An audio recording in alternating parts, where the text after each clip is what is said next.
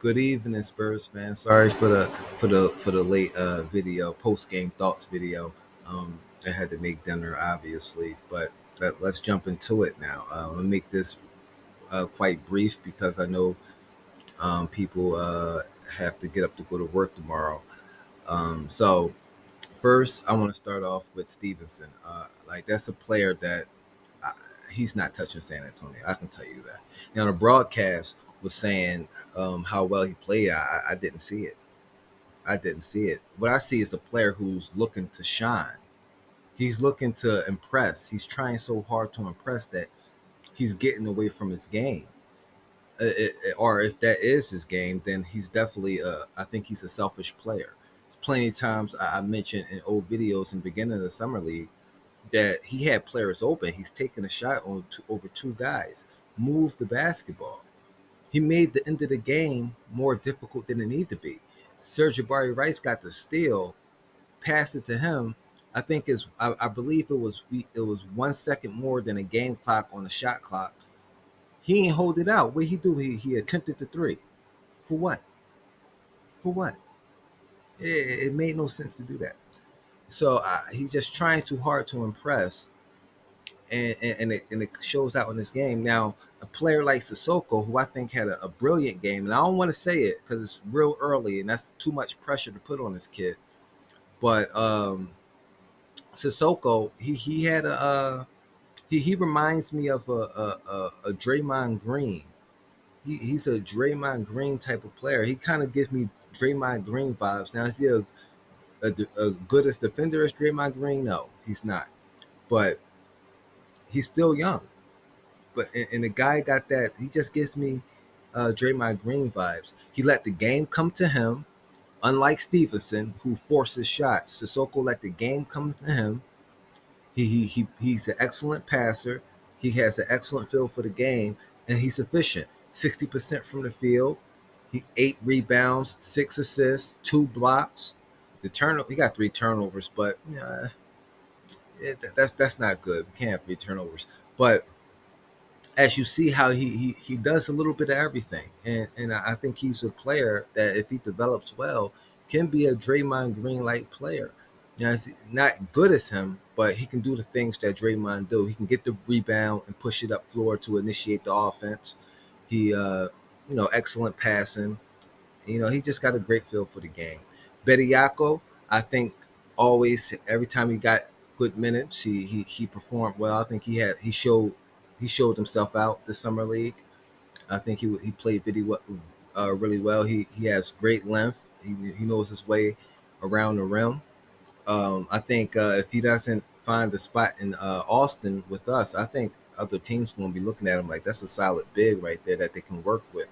Because he really performed well this summer league. 17 points this game, 11 rebounds, a double double in 27 minutes, 57% from the field. He was just tremendous. He had 7 offensive rebounds. We was just beating him up on the boards. I ain't gonna lie. He probably have a spot, but I think the player who played best this game is McCoy. He very efficient, 58% from the field, 40% from the 3 point line, 6 rebounds, 4 assists, 1 steal, 1 turnover. That's what I like. 1 turnover. When I see 1 turnover in 30 minutes, you gotta love it. That's excellent guard play. That's excellent guard play. So I enjoy that. I enjoyed this game today. Now the player that, but before I want to mention Serge Barry Rice.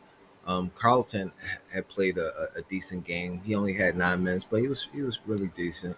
42%. That's a bad percentage to shoot, but he showed that he can be a big body. I'm pretty sure if he ain't in Austin, another team will give him a shot.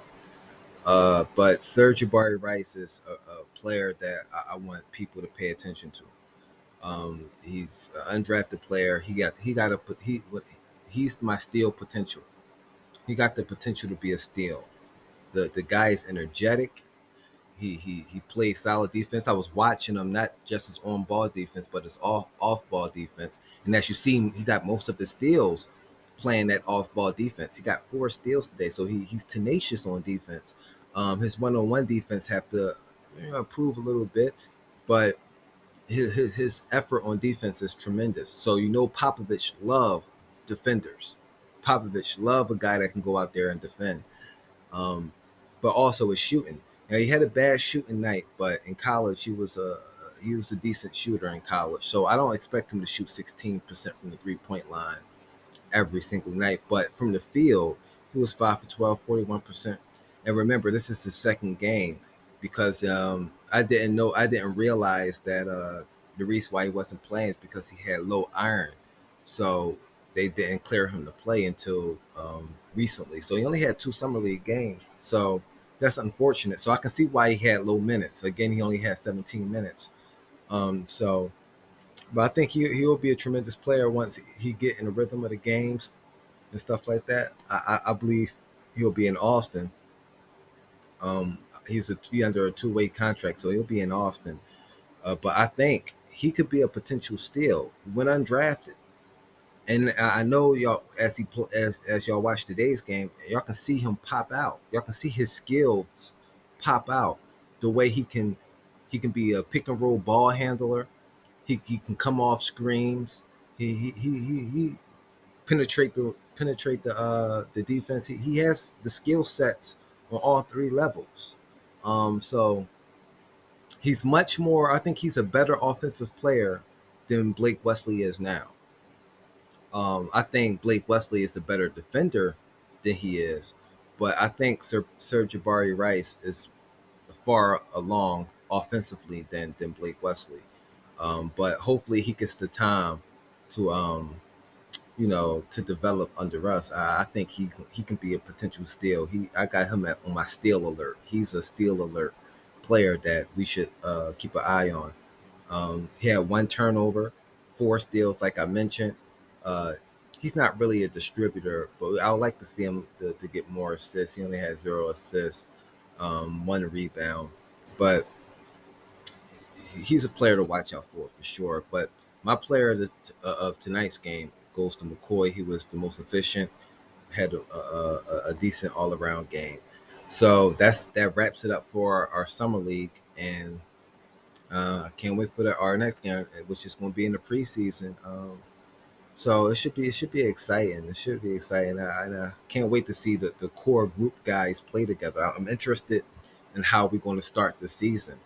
Um, I'm definitely going to do my prediction, like I did last year, of who I think the starting five is going to be. It's going to be difficult because it's like you can put so many pieces in different spots. Like, all right, the point guard is locked down. We already know that's going to be Trey Jones unless we get somebody from free agency. The shooting guard, is that going to be Devin Vassell? Like, or is it going to be Malachi Branham and they're going to move Devin Vassell to the three? Sohan at the four, Victor at the five. That means Keldon Johnson come off the bench, or is it Vassell at the two, Keldon Johnson at the three, uh, uh, Sohan at the four, Victor at the five? There's so many combinations we can do.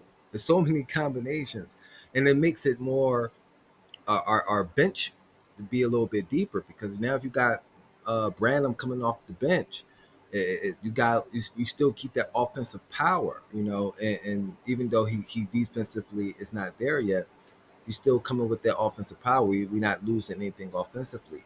So many things you can do, and I can't wait to finally see how that plays out. I'm probably gonna have to watch some preseason games, and then after the preseason, I would make my lineup prediction to see where Pop is going to go with his lineup. That's if he plays players in the preseason.